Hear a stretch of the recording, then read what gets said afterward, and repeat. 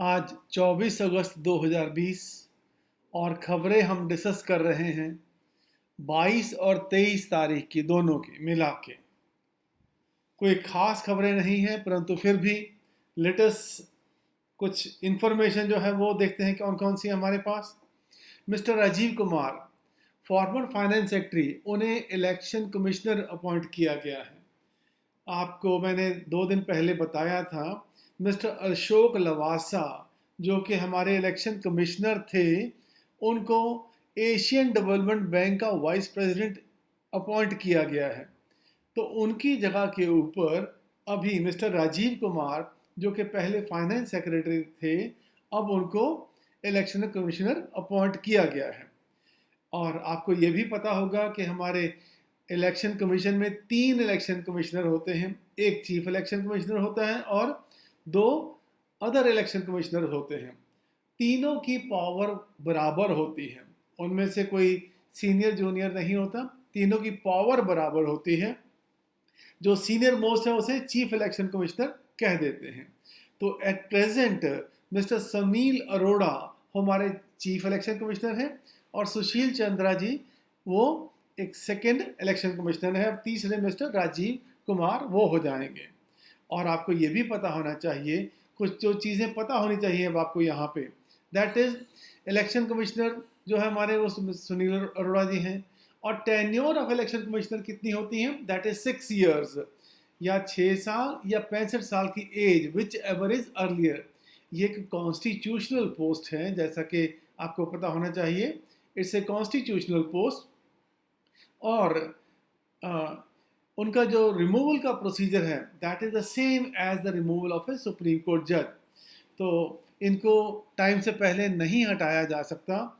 तो एक बहुत इम्पॉर्टेंट रोल है इनका in conduct of our democracy, in conduct of the elections. और परंतु ये जो क्वेश्चन है that mister Rajiv Kumar has been appointed election commissioner, ये बी कैटेगरी का क्वेश्चन है, इसे हम ए कैटेगरी क्वेश्चन नहीं कह सकते हैं। और नेक्स्ट न्यूज़ देखते हैं हम फिर आगे। National sports award announced. National sports award, now जितने भी हमारे नेशनल स्पोर्ट्स अवार्ड हैं वो हर साल 29 अगस्त को दिए जाते हैं। 29 अगस्त क्या है हमारा, दिस इज द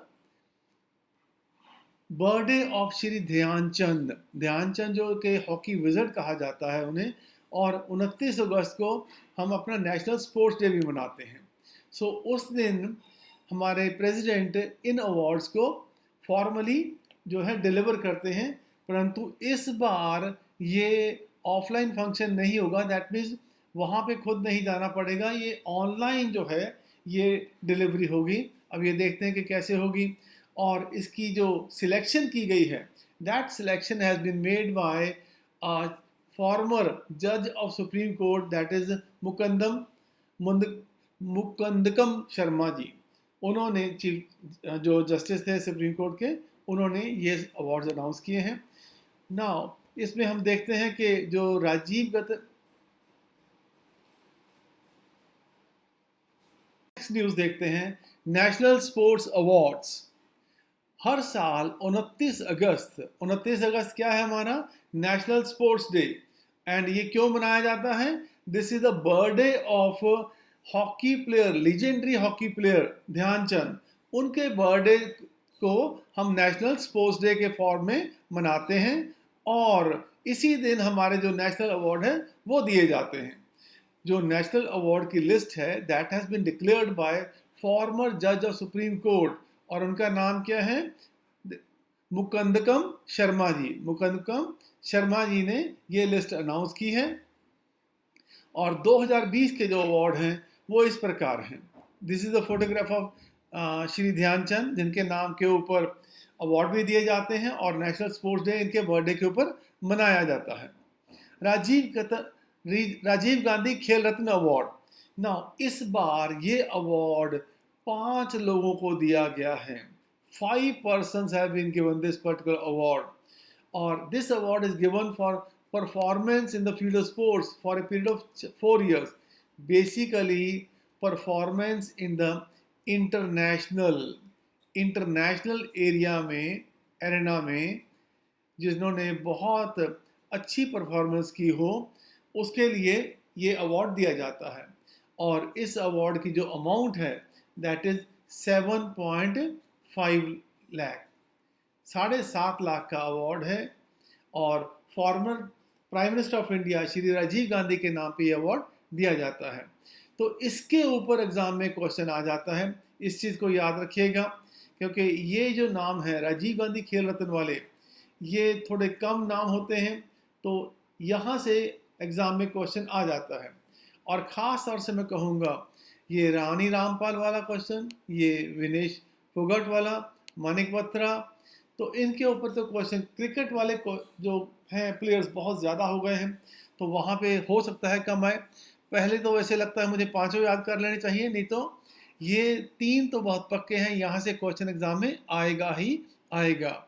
इसके बाद हम देखते हैं जो this is the award, this is the हमें जो मिलता है, मेडल मिलता है, this is the Rajiv Gandhi Khel Ratna award है, this is the medal which is awarded to the players. इसके बाद हम देखते हैं अर्जुन अवार्ड्स, और अर्जुन अवार्ड में देखते हैं कि आप जानते हैं कि महाभारत में पांडवों में अर्जुन जो थे वो बहुत अच्छे धनुषबाजी में बहुत अच्छे थे। तो उसी तरह ये जो इंसिग्निया भी है, ये लोगो भी है और ये अवार्ड भी है, उन्हीं को दर्शाता है। और इस अवार्ड की जो अमाउंट है दैट इज़ 5 लाख अवार्ड है। और इस बार ये 27 लोगों को ये अवार्ड दिया गया है। अब 27 के नाम तो हम याद नहीं रख सकते, इसलिए बस इतनी इंफॉर्मेशन सफिशेंट है। द्रोणाचार्य अवार्ड, ये भी बहुत सारे लोगों को दिए गए हैं।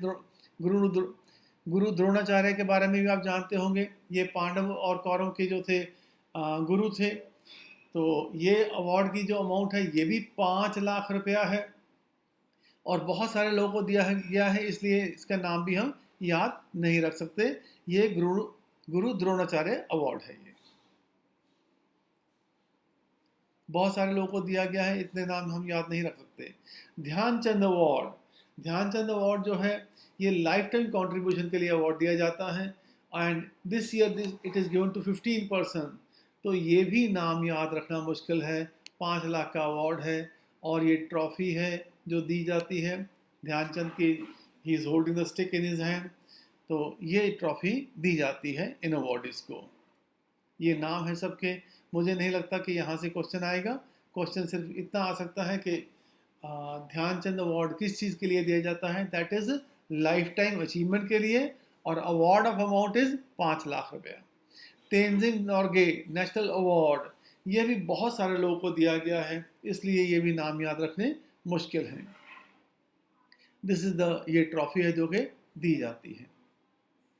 राष्ट्रीय खेल प्रोत्साहन पुरस्कार, ये promotion and development of sports के लिए दिया जाता है।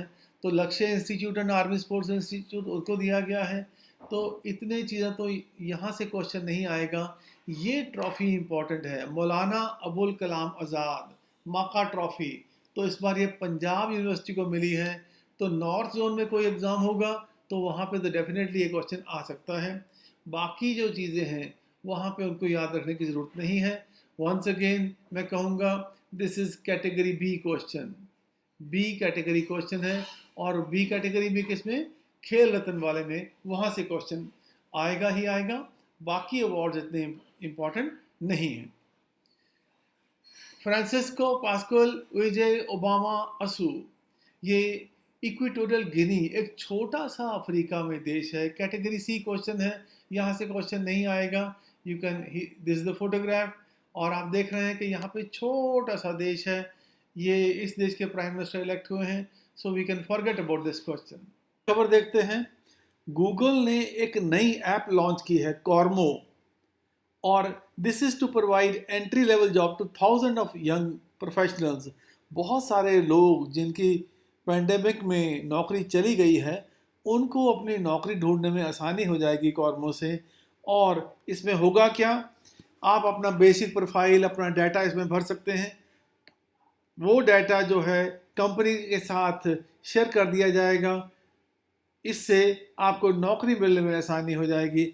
और ये ऐप जो है ये फ्री में अवेलेबल रहेगी फॉर द एंड्रॉयड यूज़र्स। ये एप्लीकेशन पहले बांग्लादेश में भी लॉन्च की गई थी और उसके बाद इंडोनेशिया में भी लॉन्च की गई। अब 2020 में इसे इंडिया में लॉन्च किया गया है। ये कॉर्मो का लोगो है। न्यूज़ हमारे पास है, गवर्नमेंट लॉन्चेस स्वदेशी माइक्रो प्रोसेसर चैलेंज। भारत सरकार ने आत्मनिर्भरता को बढ़ाने के लिए हमारे इनोवेटर्स को, स्टार्टअप्स को, स्टूडेंट्स को कहा है, दो माइक्रो प्रोसेसर जो बनाए हैं, शक्ति माइक्रो प्रोसेसर बनाया है आईआईटी मद्रास ने बनाया है, वेगा सीडेक ने बनाया है। इन माइक्रो प्रोसेसर्स को यूज़ किया जाए ज़्यादा से ज़्यादा ताकि हमारी आत्मनिर्भरता बढ़ सके। आपको मालूम है ये माइक्रो प्रोसेसर हमारे कंप्यूटर, लैपटॉप, मोबाइल, बेसिकली ये सारे के सारे सिस्टम की ये जान है। वही जो सिस्टम है इसे चलाता है। अगर हम इसका इस्तेमाल अपने लोकल लेवल पे करने लगेंगे तो हमारा बहुत बड़ा खर्चा जो बाहर से इनको मंगवाने में होता है वो बच जाएगा और हमारा जो देश है वो भी तरक्की कर पाएगा।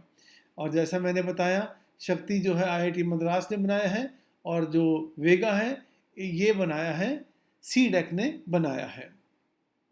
तो इससे उम्मीद करते हैं कि हमारे देश में सिक्योरिटी का इशू, लाइसेंसिंग का इशू और जो डिपेंडेंसी अपॉन इंपोर्ट्स है वो बहुत जल्दी ख़त्म हो सकती है।